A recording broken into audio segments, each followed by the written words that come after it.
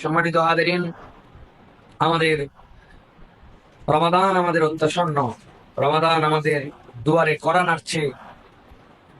অনেক তাবেই থেকে প্রমাণিত আছে, এই তাবেইগণ রমাদান আসার আগের 6 মাস ধরে রমাদানে যেন আমি পৌঁছাতে পারি এই দোয়া করতেন। আর রমাদান চলে যাওয়ার পরে বাকি 5 মাস ধরে রমাদানে কৃত আমল যেন আল্লাহর কাছে কবুল হয়, এই মোনাজাতে তারা আল্লাহর কাছে সবসময় ফরিয়াদ জানাতেন।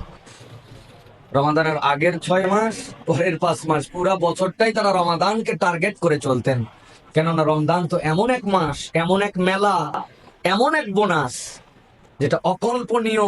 আল্লাহ রাব্বুল আলামিন তার বান্দাদেরকে এই রমাদানের কারণে আল্লাহ রাব্বুল আলামিন উম্মতে মুহাম্মাদীকে সকল উম্মতের আগে জান্নাতে ঢুকাবেন ন্যায় বিচারের সাথে। সুবহানাল্লাহ। আমাদের রব ন্যায় বিচারক, তিনি কখনো কারো প্রতি জুলুম করেন না। নূহ আলাইহিস সালামের উম্মত 800 বছর ইবাদত করলো, আর আপনি করলেন 50 বছর। আপনি যাবেন আগে আর নূহ আলাইহিস সালামের উম্মত পিছনে সিরিয়ালে পড়ে থাকবে। ব্যাপার কি? আদালত কেমনে হইলো?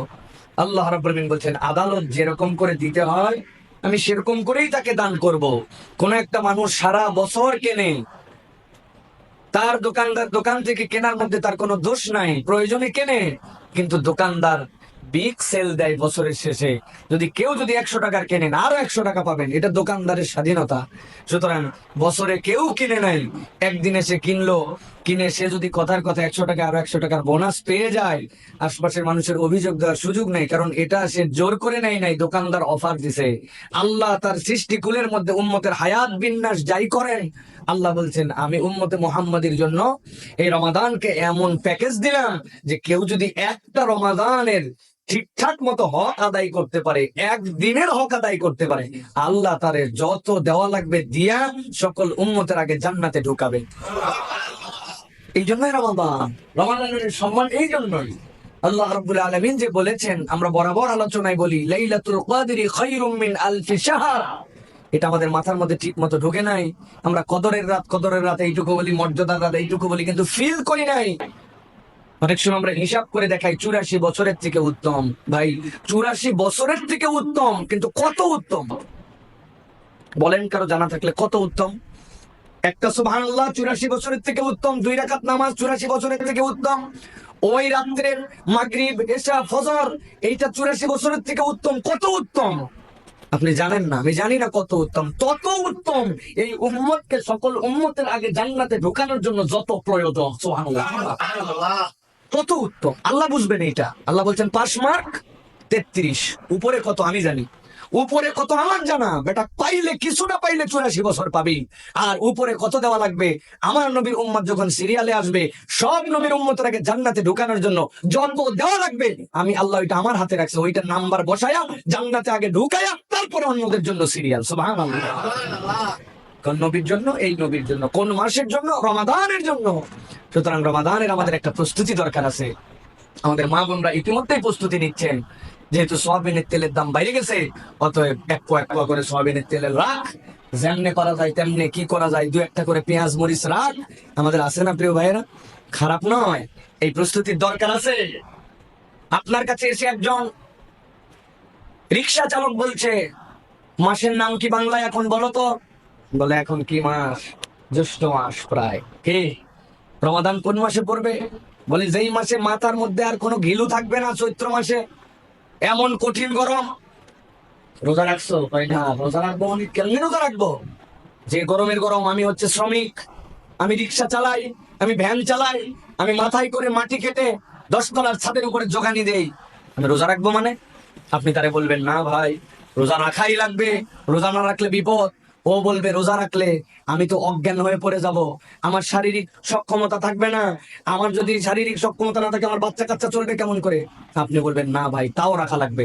ও খেপে বলবে, হুজুর বেশি ফুটানি না মারায়া, একদিন রাস্তায় জোগান দিয়া গাছ কাটে, একদিন নির্মাণ শ্রমিকের কাজ করে, ভ্যান রিক্সা চালায়া তারপরে রোজা থেকে দেখায়, হুজুর টাইট হয়ে যাবে। 5-7-10 ঘন্টা রিক্সা চালানো, ওই মাটি কাটার কাজ করা, লেবারি করা, এরপরে রোজা রাখা সত্যি সত্যি কঠিন, ঠিক কিনা? ইসলামের নির্দেশনা কি? কেমনে নির্মাণ শ্রমিক রোজা রাখবে? কেমনে ডেলে বা রোজা রাখবে, কেমনে মানুষগুলা রোজা করবে। রাসূলুল্লাহ সাল্লাল্লাহু আলাইহি সাল্লাম রমজানের জন্য একটা প্রস্তুতি দিয়েছেন। রাসূলুল্লাহ সাল্লাল্লাহু আলাইহি সাল্লাম থেকে সহিহ হাদিসের মধ্যে আসছে, আয়েশা সিদ্দিকা রাদিয়াল্লাহু তাআলা আনহা বলছেন, নবীজি এই যে শাবান মাসে এমন ভাবে সিয়াম পালন করতেন, আমরা মনে করতাম নবীজি বোধহয় আর রোজা ভাঙবেন না, আর বোধহয় ওনার রোজা ছাড়বেন না। রাসূলুল্লাহ সাল্লাল্লাহু আলাইহি ওয়াসাল্লাম এমন ভাবে রোজা রাখতেন, 1 থেকে 15 পর্যন্ত ধারাবাহিক অনেক সময় রাসূলুল্লাহ সাল্লাল্লাহু আলাইহি ওয়াসাল্লাম রোজা রাখছেন। সুতরাং রমাদানের আগে একজন সায়েমের জন্য প্রস্তুতি আছে। এই প্রস্তুতিটা ফ্যামিলিগত প্রস্তুতি। আমরা যেরকম অনেক সময় বলি, আল্লাহ তুমি আমাদেরকে রজব শাবান এইগুলা মাসের মধ্যে আমাদের বরকত বৃদ্ধি করে দাও, আল্লাহ আমি যেন বেশি বেশি আমল করতে পারি, আল্লাহ তুমি আমাকে রমাদান মাসে প্রস্তুতি বাড়াও। এইটা আপনার কেবল কামনা নয়, এই প্রস্তুতি একটা ফ্যামিলি প্যাকেজ। কমসে কম 3 মাস আগের থেকে যারা সিয়াম পালন করতে চায়, যারা হার্ড লেবার করে, যারা কঠোর পরিশ্রম করে, এই মানুষগুলোর জন্য প্রস্তুতি আছে। এই প্রস্তুতির নাম মূলত রমাদানের প্রস্তুতি, কামাইয়ের প্রস্তুতি। কেননা আমি কোনোভাবেই আমার ওই বিশাল সম্পদ যেটা রমাদানে আমি অর্জন করব, যেটার দ্বারা আল্লাহ সকল উম্মতের উপর আমাকে দান করবেন, যেটার দ্বারা আমাকে জাহান্নাম থেকে মুক্ত করে দিবেন, যেটার দ্বারা আমাকে জান্নাতে যাওয়া সহজ করে দিবেন, আমার গুনাহ খাতা সব মাফ করে দিবেন, আল্লাহ রাব্বুল আলামিন আমাকে শয়তানের শৃঙ্খল থেকে মুক্ত করে জান্নাতে যাওয়ার মতো ফিটনেস দিয়ে দিবেন, ওইটার জন্য একটা প্রস্তুতি লাগবে। ওই প্রস্তুতিটা ফ্যামিলির প্রস্তুতি। দেখেন, একটা মানুষ প্রত্যেকদিন পরিশ্রম করে 8 ঘন্টা, 8 ঘন্টা পরিশ্রম করে, ধরেন ধরেন সে 1000 টাকা কামাই করে। এটা বার্তাটা ভালো করে ছড়াই দিতে হবে আমাদেরকে। 8 ঘন্টা পরিশ্রম করে 1000 টাকা কামাই করে, সে যদি রমাদানে রোজা রাখার জন্য নিয়ত করে, তাহলে তার দায়িত্ব হচ্ছে রমাদানের আগের 2 মাস থেকে মিনিমাম তার জন্য 1 ঘন্টা করে পরিশ্রম বেশি করা। যদি 60 দিন রমাদানের আগে হয় আর 60 ঘন্টা বেশি পরিশ্রম করে, একটা লোক যদি 8 ঘন্টা পরিশ্রম করতো, তাহলে সে যদি 9 ঘন্টা করে, তাহলে অতিরিক্ত তার 60 ঘন্টা 8 দিয়ে ভাগ দিলে কত হয়? 27-56। 8 থেকে 9 দিনের এক্সট্রা পরিশ্রম তার এই 2 মাসে করতে হবে, যেহেতু সে রমাদানকে টার্গেট বানাইছে। এই 9 দিনের পরিশ্রম তার। আর তার স্ত্রীর পরিশ্রম কি? আমার স্বামী এই 2 মাস 3 মাস যে কামাই করে, উনি প্ল্যান করবে, একটা আলু বাঁচায় রাখি, একটা পেঁয়াজ সঞ্চয় করি, একটা মুঠ ডাল রাখি, একটা মুঠ চাল রাখি, 10 ফোঁটা করে তেল রাখি, জড়ো করবে। তার স্ত্রীর এটা দায়িত্ব, 2টা মিলায়া। ওই স্ত্রী যদি 2 মাস 3 মাস জড়ো করে, তাহলে 5 দিনের খাবারের জোগাড় করা এটা তার জন্য কোনো ব্যাপারই না। 2 মাসের সঞ্চয় 5 দিন হবে না ভাই? আপনি পরিশ্রম করছেন এক্সট্রা 10 দিনের, আপনার স্ত্রী বাড়িতে সাপোর্ট দিতে 5 দিনের। রমাদান মাসে আপনি 8 ঘন্টা নয় 4 ঘন্টা পরিশ্রম করে যদি আল্লাহকে পছন্দ করেন, জাহান্নাম থেকে বাঁচতে চান, জান্নাতে আগে যেতে চান, আপনার দ্বারা অবশ্যই অবশ্যই রোজা রাখা সম্ভব, ঠিক কিনা?